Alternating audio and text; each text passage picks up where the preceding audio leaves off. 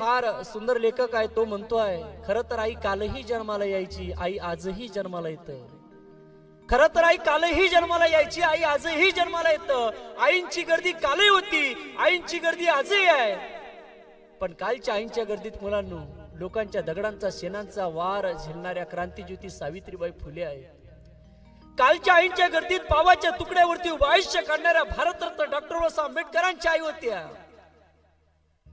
कालच्या आईंच्या गर्दीत मुलांनो कदाचित एखाद्या पोराला शाळेतून ढकलून द्यावं, त्याला म्हणावं अरे पोरा तुझ्याकडे शिकवण्याकरता आमच्याकडे शिक्षक उपलब्ध नाही आहे, तू अनपढ आहे, तू अडाणी आहे, उद्यापासून तू शाळेत यायचं नाही. हे समजून सांगताना सुद्धा त्या पोराला कळावं नाही म्हणून एखादी चिठ्ठी लिहून द्यावी आणि ती चिठ्ठी पोरगा घरी घेऊन यावं आणि आपल्या आईला दाखवावं.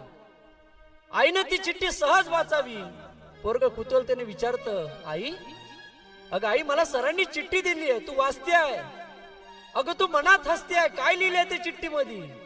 माय म्हणतं अरे पोरा काही नाही रे, चिठ्ठी मध्ये असं लिहिलं आहे की तू जगातला सर्वात हुशार विद्यार्थी आहे आणि तुझ्याकडे एवढं ज्ञान आहे, एवढं कौशल्य आहे की तुला शिकवण्यासाठी या ठिकाणी शिक्षक उपलब्ध नाही आहेत आणि ते शिक्षक तुला शिकवू शकणार नाहीत रे. मुलगा म्हणता होय आई मी एवढा हुशार विद्यार्थी आहे. आई म्हणतो मग काय करायचं बाळा? काही नाही रे, उद्यापासून तू शाळेत जायचं नाही, उद्यापासून शिक्षणाची जिम्मेदारी मी घेणार, मी शिकवणार तुला, मी मोठं करणार, मी तुझा विकास करणार. पोरग म्हणतं होय आई उद्यापासून मी शाळेत जाणार नाहीये. मित्रांनो हीच चिठ्ठी, या चिठ्ठीच्या प्रभावातून तो पोरगा लहानाचा मोठा होतो.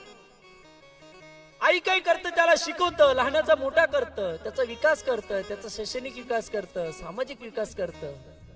मित्रांनो कालांतराने त्याची आई बिमार पडतं. एक दिवस त्या मुलाची आई मरण पावतं.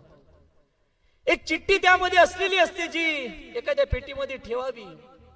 मुलाला दिलेले संस्कार पोरगा जपत असताना लहानाचा मोठा होतो, आईचा देहांत होतं. कदाचित एखाद्या त्या पेटीमधून साफ करता करता, घराचा परिसर साफ करता करता ती पेटी खोलावी, त्या पेटीतून एखादी चिठ्ठी बाहेर काढावी, परत एकदा ती चिठ्ठी त्या पोराने वाचावी ज्या चिठ्ठीमध्ये उल्लेख होता तू शाळेतला सर्वात अनफड विद्यार्थी आहे. अरे पोरा तुला शिकवण्याकरता मास्तर उपलब्ध नाही आहे, तू उद्यापासून शाळेत यायचं नाही आहे. हे वाक्य जर आई त्यावेळेस कदाचित त्या आईने त्या पोराला सांगितलं असतं तर तुम्ही आम्ही ज्या प्रकाशाखाली आपण बसतोय त्या लाईटाचा शोध थॉमस एडिसननी कधीच लावला नसता. ही आपण लक्षात घेतलं पाहिजे.